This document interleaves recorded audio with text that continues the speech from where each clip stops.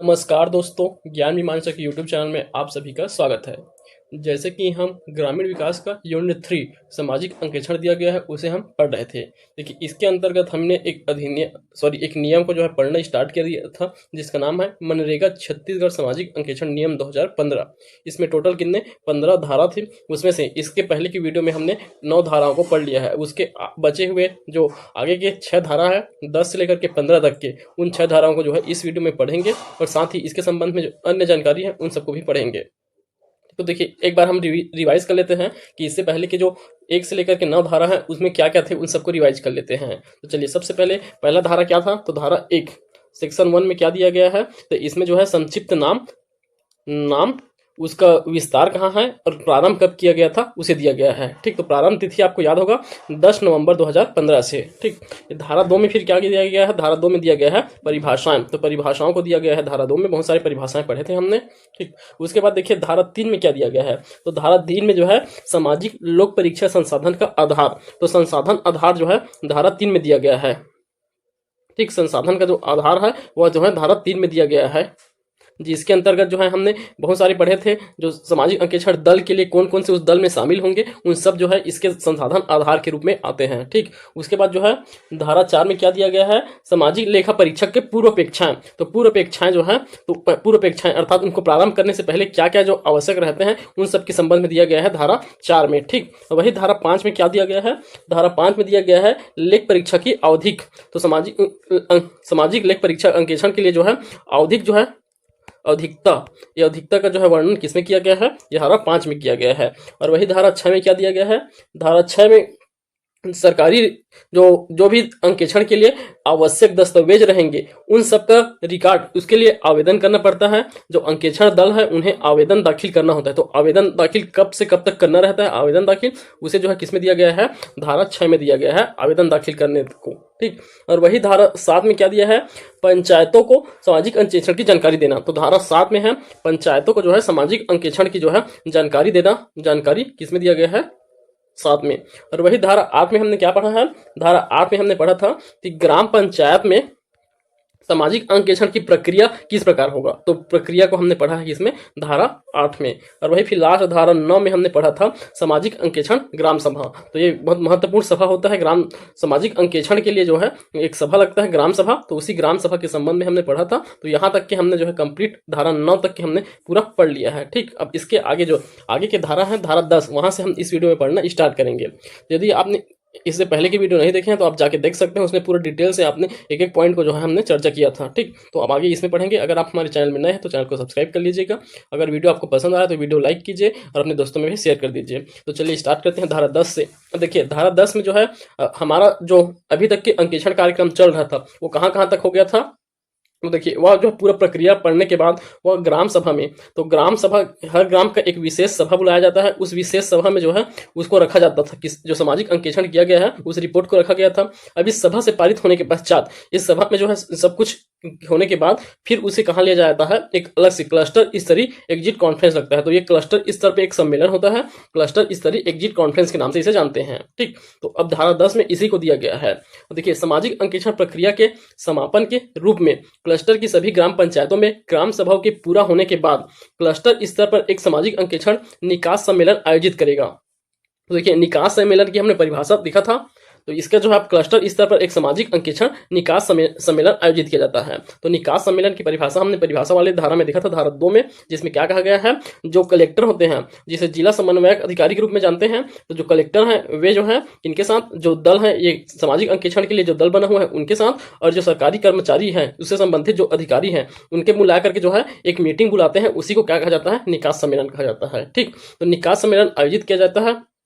इसकी अध्यक्षता, तो इसकी अध्यक्षता जिला कार्यक्रम समन्वयक अर्थात जिला कलेक्टर या उसके द्वारा नियुक्त कोई अधिकारी को जो कि डिप्टी कलेक्टर श्रेणी से कम नहीं होना चाहिए। तो डिप्टी कलेक्टर श्रेणी से या उससे अधिक के जो अधिकारी हैं या जिला कार्य समन्वयक इनके द्वारा नियुक्त कोई अधिकारी या वे स्वयं इसकी अध्यक्षता करेंगे क्लस्टर स्तरीय एग्जिट कॉन्फ्रेंस के। इस सम्मेलन में कौन कौन शामिल होते हैं, तो इसमें श्रमिक शामिल होंगे, जनप्रतिनिधि शामिल होंगे, आधिकारिक पदाधिकारी शामिल होंगे और स्वतंत्र पर्यवेक्षक, ये भी जो है जिला कार्यक्रम समन्वयक द्वारा ही नियुक्त किया जाता है, स्वतंत्र पर्यवेक्षक, और उसके बाद मीडिया के प्रतिनिधित्व। तो ये जो है 5 लोग जो है शामिल होते हैं इसमें। अब इसमें क्या क्या कार्य होता है उसे दिया गया है। तो पिछले सामाजिक अंकेक्षण के बाद की गई कार्यवाही पढ़कर सुनाई जाती है। वर्तमान सामाजिक अंकेक्षण के निष्कर्षों को ग्राम पंचायत वार सामाजिक अंकेक्षण दल के किसी सदस्य द्वारा पढ़ा जाएगा। सामाजिक अंकेक्षण दल द्वारा प्रस्तुत प्रत्येक विचलन अर्थात गलती या आपत्ति में अध्यक्षता करने वाला व्यक्ति आदेश पारित करेगा। संबंधित शासकीय पदाधिकारी प्रत्युत्तर देंगे। निष्कर्षों को सुनने के बाद अनुशासनात्मक कार्यवाही किया जाएगा।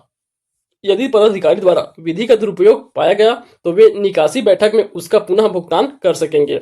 निष्कर्षों व आदेशों को 3 दिन के भीतर जिला कार्यक्रम समन्वयक या आयुक्त, तो यहाँ आयुक्त का भी हम परिभाषा देखेंगे। आयुक्त का अर्थ क्या होगा, जो मनरेगा योजना है उसके आयुक्त को आयुक्त कहा जाएगा, उनको भेजा जाएगा। तो जो निष्कर्ष और आदेश होंगे उसके 3 दिन के भीतर जिला कार्यक्रम समन्वयक अर्थात कलेक्टर को या फिर जो मनरेगा आयुक्त हैं उन्हें जो है भेजा जाएगा। ठीक, अब अगला जो धारा है उसमें हम इसी से संबंधित देखेंगे। उसके बाद जब इसे भेज दिया जाता है ये इस रिपोर्ट को 3 दिन के भीतर जिला कार्यक्रम समन्वयक और आयुक्त के पास, उसके बाद क्या होता है तो उसके बाद जो है धारा 11 में दिया गया है अनुवर्ती कार्यवाही किया जाएगा। तो अनुवर्ती कार्यवाही जो है धारा 11 में दिया गया है। देखिए ये अनुवर्ती कार्यवाही का दायित्व किनका होता है, जिला कार्यक्रम समन्वयक और मनरेगा आयुक्त के, इन दोनों का होगा उत्तरदायित्व अनुवर्ती कार्यवाही का। मनरेगा योजना का उल्लंघन होने पर मनरेगा की धारा 19 के तहत शिकायत दर्ज किया जाता है। देखिए इस योजना मनरेगा योजना का अलग अलग हम धारा पढ़े थे उसमें, तो उसी के तहत जो है उसमें धारा 19 दिया गया है। उस 19 धारा के तहत जो है इसका शिकायत दर्ज किया जाता है अगर मनरेगा योजना का कोई उल्लंघन किया गया है तो। निकासी बैठक की तारीख से 15 दिन के भीतर, तो निकासी बैठक हम देखे हैं, निकासी बैठक इसके 15 दिन के भीतर दोषी व्यक्तियों पर कार्यवाही शुरू करने का दायित्व जिला कार्यक्रम समन्वयक अर्थात कलेक्टर का होगा। तो निकासी बैठक होने के बाद अगर कोई दोषी व्यक्ति है तो उनके ऊपर 15 दिन के भीतर कार्यवाही करने का अधिकार जो है कलेक्टर को है। यदि इस प्रकार वसूल की गई राशि सही मायने में श्रमिकों की है तो उस वसूली की तारीख से 7 दिन के भीतर उन्हें वापस कर दिया जाता है। ठीक, अगर श्रमिकों को पैसे को जो है कोई दुरुपयोग किया गया है दोषी व्यक्ति, तो उन्हें जो है वसूल करके 7 दिन के भीतर जो है वसूली की 7 दिन के भीतर जो मजदूरों का जो श्रमिकों का जो पैसा है उन्हें जो है वापस कर दिया जाएगा। यदि कोई राशि का गमन पाया जाता है और राशि का पुनः भुगतान करने में विफल रहता है तो उसके विरुद्ध राजस्व वसूली अधिनियम 1958, तो देखिए इस अधिनियम के तहत राजस्व वसूली अधिनियम 1958 के अनुसार राशि वसूली की जाएगी।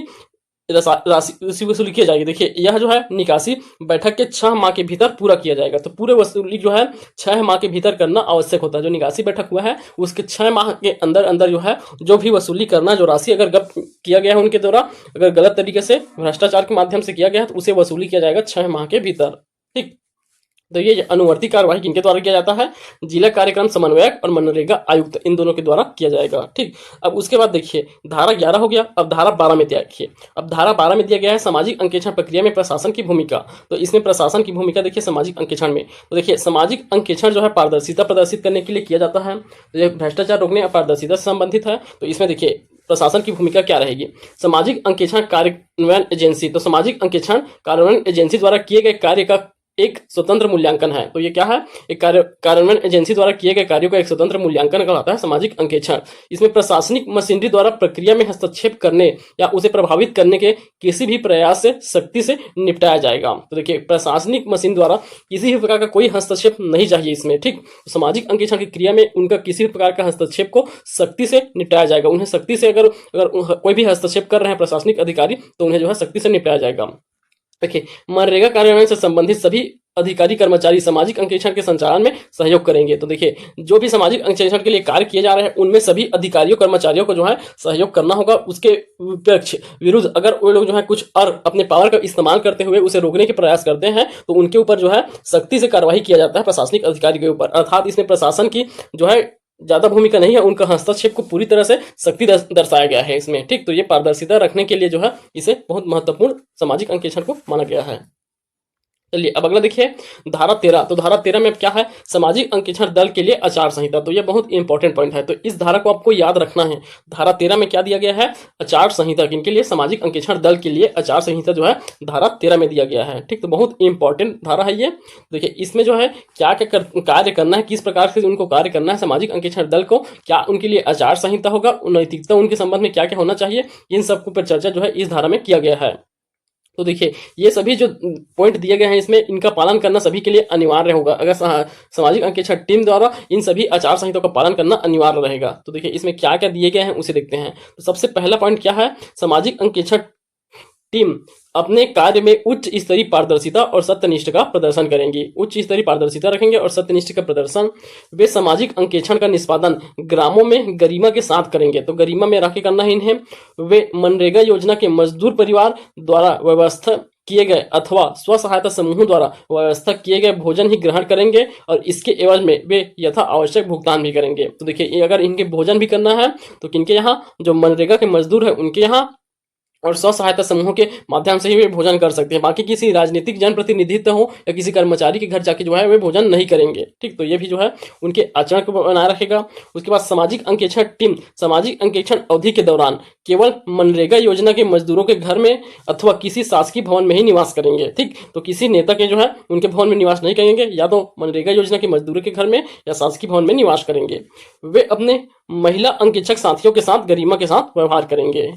उसके बाद है, वे आवश्यकता पड़ने पर पास के ग्राम में सामाजिक अंकेक्षण टीम को उनके सामाजिक अंकेक्षण प्रक्रिया को पूरा करने के लिए सहयोग प्रदान कर दे सकते हैं।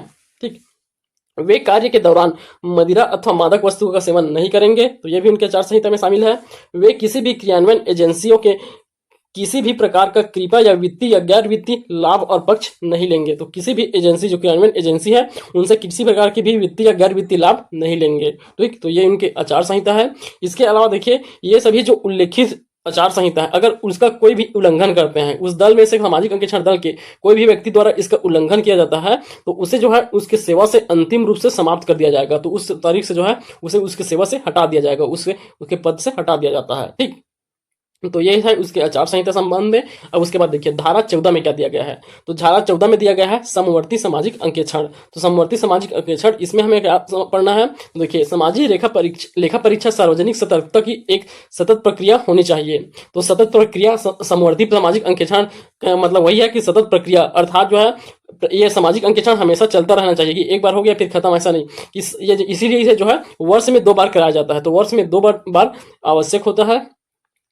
सामाजिक लेखा परीक्षा किया जाता है वर्ष में 2 बार।